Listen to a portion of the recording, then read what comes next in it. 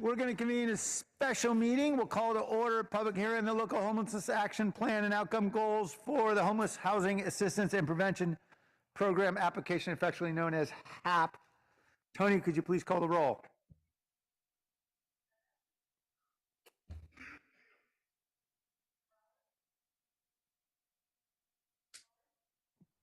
Here. Shoot, my microphone's not working. Oh, it's working. I just didn't turn it on. I'm going to Sorry, start. Raul is here as well. Okay, Jimenez. Corrales is here. Cohen is here. Carrasco. Here. Davis. Here. Esparza. Arenas. Here. Foley. Here. Mahan. Here. Jones. Present. Licardo. Present. You have a quorum. Thank you. All right, we'll call the only item on the agenda. And do we have a presentation, Reagan? We do. We have a brief one. We'll zoom through it super fast. I'm going to turn it over to Kelly to just walk you through why we're here. And this is a public hearing or an opportunity for the public to comment on our projected outcomes and metrics for our HAP-funded programs. So take it away, Kelly. All right, thank you, Reagan. Kelly Hemphill, Housing Department. All right, let's go through this. Keep you guys here forever. So on April 26th, the Housing Department presented on the proposed expenditure plan for the third round of our Homeless Housing Assistance and Prevention Award. Our application is due in 2 days. San Jose's allocation is over $29 million. We had submitted a request for 20% of the initial disbursement of the award, in which we already received around $5.8 million. So this application is for the remainder of the total award. In order to apply for the remaining funds, all applicants must submit an application that includes a local homelessness action plan, outcome goals, and a narrative. The HAP Round 3 legislative bill requires applying jurisdictions to provide an opportunity for its governing body, you all, as well as the public, to offer any comments to the local homelessness action plan and outcome goals prior to submitting the full application. Statute does not require local governing bodies to take any action on or formally adopt the agendized content. So the application requests a lot of information from applicants. The state encourages coordination with other local applicants.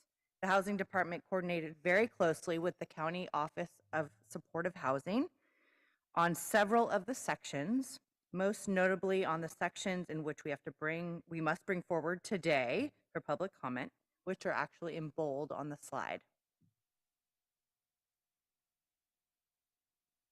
The local homelessness action plan provides data and demographics of those individuals experiencing homelessness in the entire county.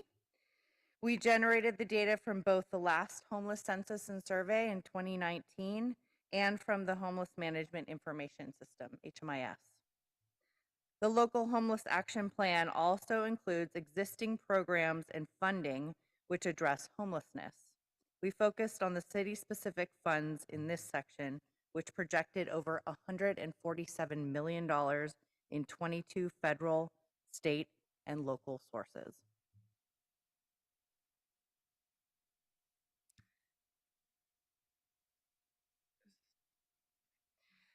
The state provided countywide baseline data in April to assist with the development of these outcome goals.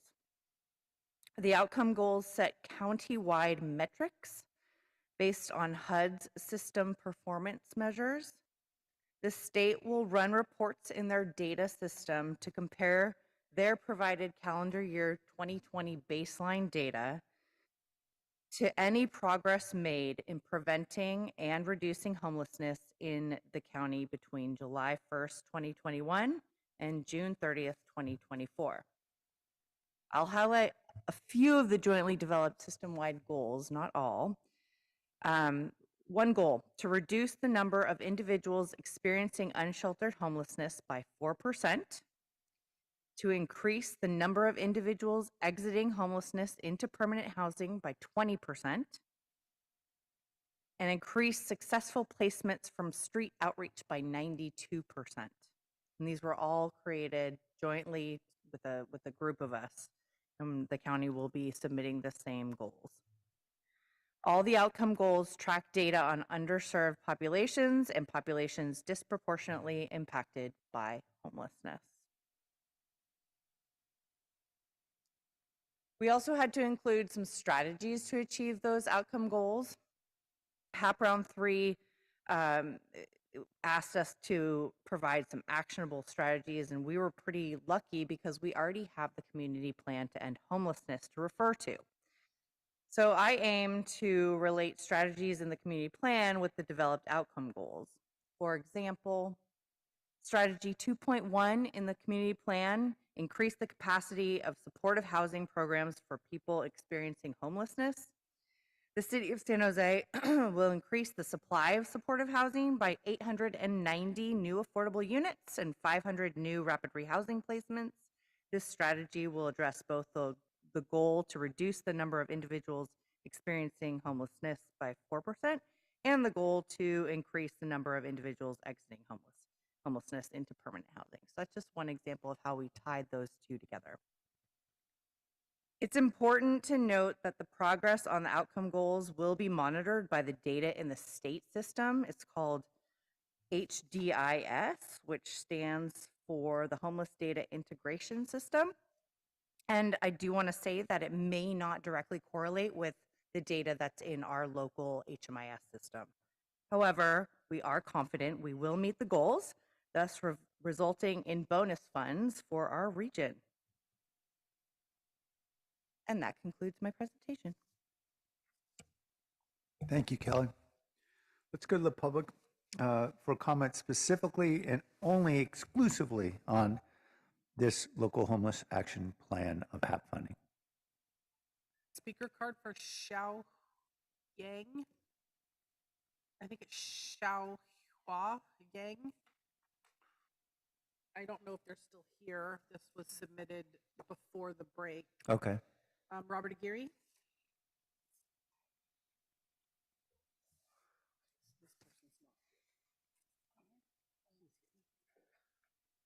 Okay, so Robert Aguirre here. I'd like to again beg you if we could please have a council, a committee, something of people with lived experience that will be able to review any and all types of laws or things that are being considered, programs, so that we can have that input. Also, we'd like to be able to outreach to some of the people that we could help out in getting people converted into coming into these housing situations. I'd like to speak about the meetings that the city and the county were having together that I attended. At first, I quit attending and then I started attending again because I was asked to. But I found out that, or I was asked the question, was told that our input does not come back to council. So I stopped going. I stopped being involved in it as far as like meeting with people here, because I felt that there was nothing that was being done that was really reflective of what I was asking for. I would like to continue working with the people in the street as I do. I would like to continue working with the city and the county to try to make things better. But I think that we need to have a position where we know that our voice is actually effective and not just being discarded or put aside. And I think if all of you up here made decisions and then people just ignored them, you would feel the way I feel right now. So thank you. Thank you. We're going to move to Zoom speakers. I have Sai.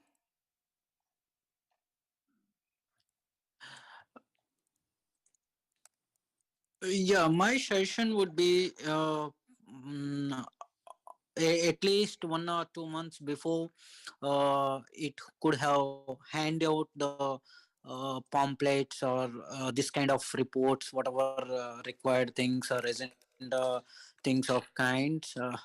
We haven't had only through newspapers. We are hearing the things and we are not aware of the what is ongoing. that will help a lot to give right suggestions from locals. And we are paying the taxes, and we are everybody is paying the taxes, and everybody should be uh, responsible towards the tax money savings, as well as at the same time we have to think about others growth as well. So that right input, in order to get right inputs, at least these agendas or whatever it may be, that one, it is not through news channels or a newspaper only we will come to know a lot of things, but it is Unhoused advocate.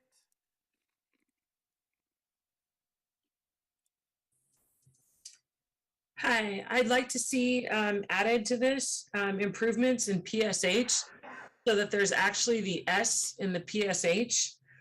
You can't house people, just leave them there and not give them the support in the permanent supportive housing. Improve housing skills.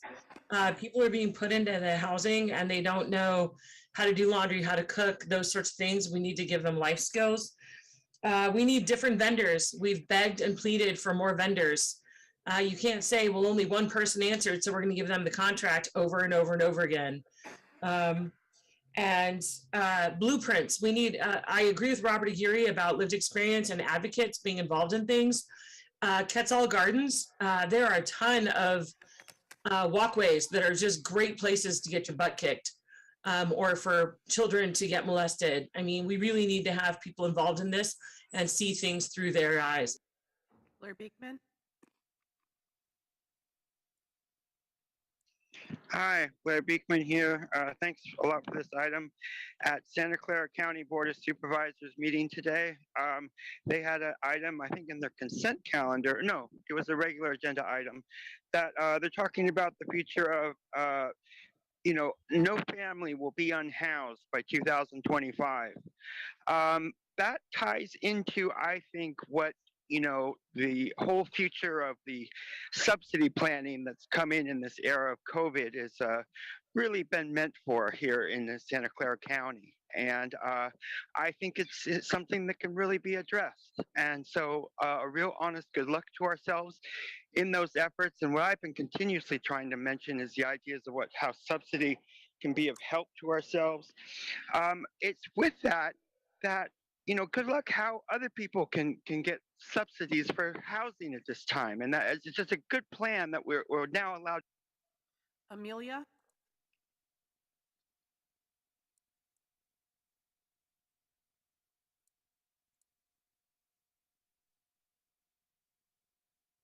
Amelia.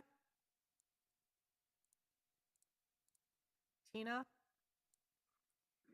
Hi, thank you. So I want to ask the council, have we looked at other success story around the country? Houston has been cited as one of the more successful cities in addressing homelessness, and their focus is actually on permanent housing placement, not on the transitional. So I want to see how do we come with the metrics and goal we just had, and why don't we put more focus on the permanent housing solution? Amelia.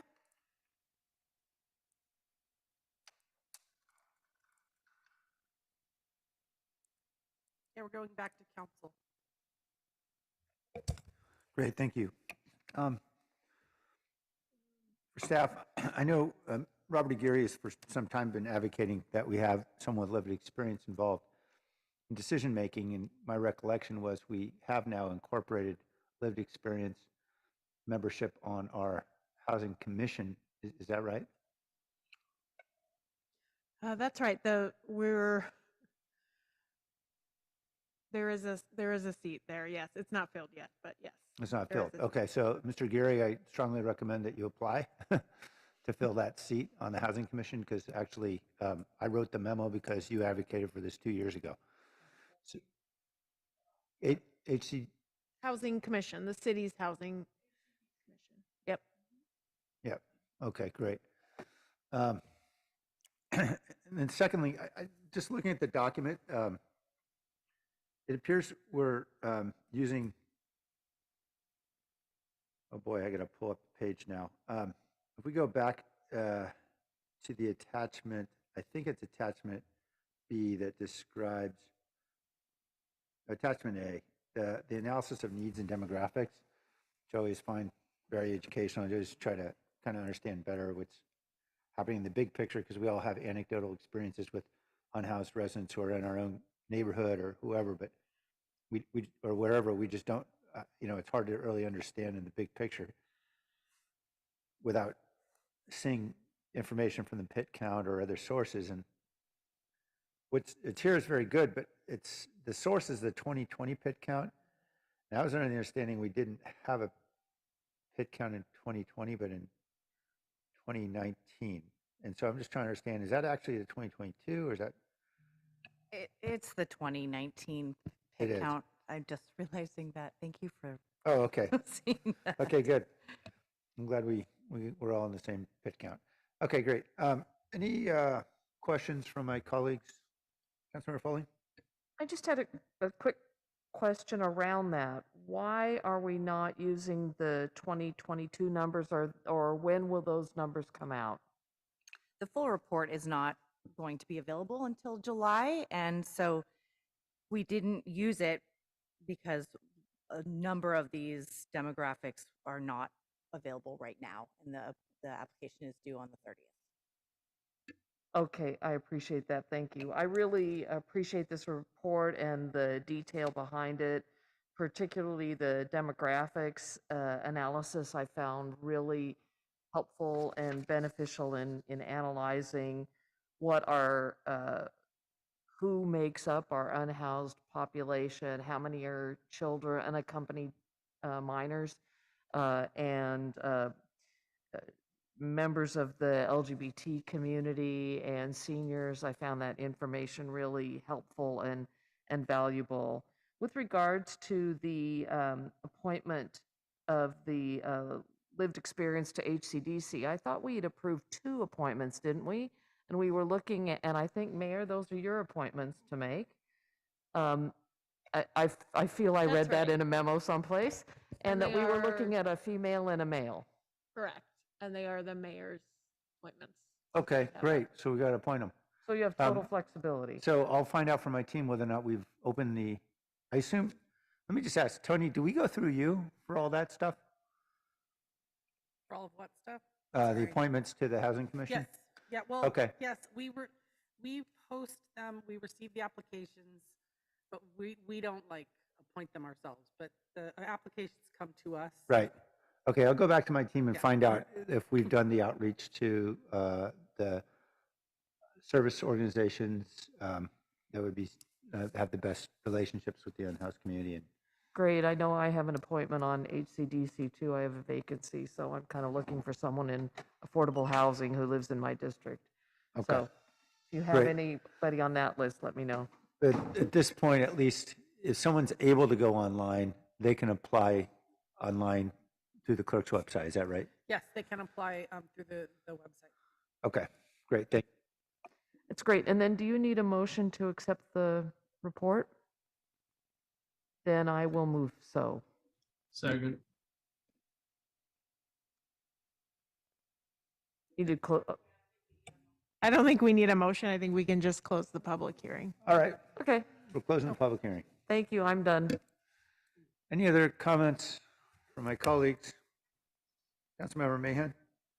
Yeah, thanks, Mayor. Just very, very briefly, wanted to thank staff for the detailed report. Wanted to say I appreciate the success measures as they're kind of laid out in the presentation. Those make a lot of sense to me, and I really hope that we'll see those as often as possible kind of integrated into reporting with progress measures, but really like the way that it's framed up, and that I think will help me communicate with my constituents about where we're trying to go. So thank you. Great. All right, I think then we move on to adjournment. Yep. All right, everybody, the meeting's adjourned.